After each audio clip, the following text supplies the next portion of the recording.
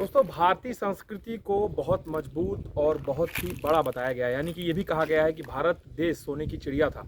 किन मायनों में सोने की चिड़िया था, ये समझने के लिए पीछे का मेरा दृश्य आप देख रहे होंगे। मैं इस समय हूँ पन्ना जिले के अजयगढ़ दुर्ग में। अजयगढ़ का वो किला जिसकी कहानी ये है कि ये कालिंजर के साथ ही बनना शुरू हुआ था। और जो किंवदंतियाँ हैं, जो लोग जो कहते हैं, जो बताते हैं, उसके अनुसार जो कहानी कथाएं प्रचलित हैं, उसके अनुसार एक ही साथ दोनों किले बनने शुरू हुए थे। और ये बात तय हुई थी कि जिस किले का दिया बुझ जाएगा तो ये तय हो जाएगा कि वो किला बन गया, दूसरा अपने आप उसका काम बंद हो जाएगा।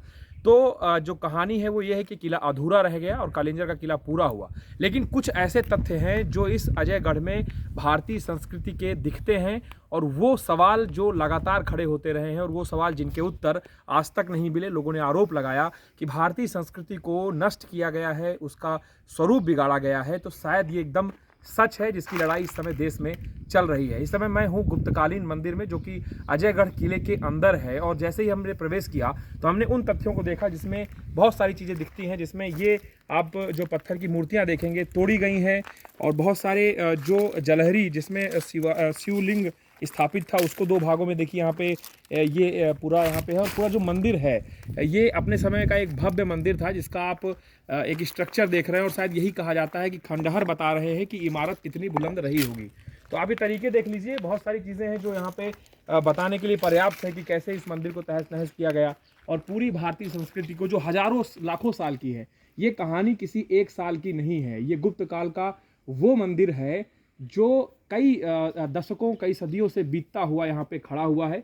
और ये स्ट्रक्चर आप देखिए, इससे आपको पता लगेगा कि कैसे भारतीय संस्कृति एक एक पत्थर की नींव से ऊपर गगनचुंबी जो इमारत है, बिना किसी अत्याधुनिक मशीन के, बिना किसी अत्याधुनिक संसाधन के, हमारी भारतीय संस्कृति ने इतना बड़ा स्ट्रक्चर खड़ा किया। और इसमें एक एक जो पत्थर है उस पर मूर्तियाँ गढ़ी गई हैं। और ये पूरा मंदिर आप देखेंगे, ऊपर तक देखेंगे आप, पूरा गगनचुंबी ये जो टैब बना हुआ है, और इसके एक एक स्ट्रक्चर में मूर्तियाँ बनी हुई हैं। थोड़ा सा ये देखिए नज़दीक से, तो ये पर्याप्त है ये बताने के लिए कि भारतीय संस्कृति कितनी मजबूत थी।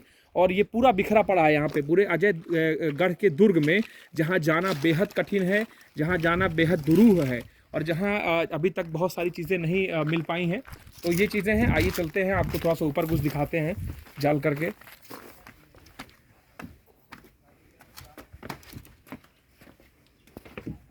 ये देखिए, ये दो ऐसे यहाँ पे मंदिर हैं। तो पीछे एक मंदिर दिख रहा है जहाँ पे हमने देखा बहुत सारी चीज़ें टूटी पड़ी थी, और यहाँ पे हम आपको दिखाएंगे कैसे इतिहास के साथ छेड़छाड़ की गई है, कैसे भारतीय संस्कृति को, भारतीय संस्कृति के इतिहास को बिगाड़ने के प्रयास किए गए हैं, उसको ख़त्म करने के प्रयास किए गए हैं। और गुप्त काल वो समय था जिसे भारत के संस्कृति का स्वर्णिम काल कहा जाता है। और देखिए स्वर्णिम काल में कैसे एक ही पत्थर पर कैसे पूरा यहाँ पे जो नक्काशी है वो की गई है। और वो नक्काशी बहुत महत्वपूर्ण है इन मायनों पे, जहाँ पे ऐसी ऐसी मूर्तियाँ हैं। आप देखिए कैसे यहाँ पे एक पूरी संस्कृति हमारी है, और कैसे बिगाड़ा गया है, उसे कैसे तोड़ा गया है, कैसे काटा गया है, कैसे पत्थरों को तोड़ा गया है। और ये महज संयोग नहीं है। देखिए यहाँ पे विभाग द्वारा 164 नंबर की इस मूर्ति को डिनोट किया गया है, यहाँ पे देखेंगे, लेकिन सर नहीं है। ये किसी देवी का चित्र लग रहा है, लेकिन अब उसमें सर नहीं है। यहाँ पे आप एक चीज़ और देखेंगे, जब अंदर जाएंगे हम तो ये देखिए यहाँ पे कितना बढ़िया ये एक स्वरूप बना हुआ है। जरूर यहाँ कोई अच्छी मूर्ति रही होगी, लेकिन आज वो नहीं है, तोड़ दी गई।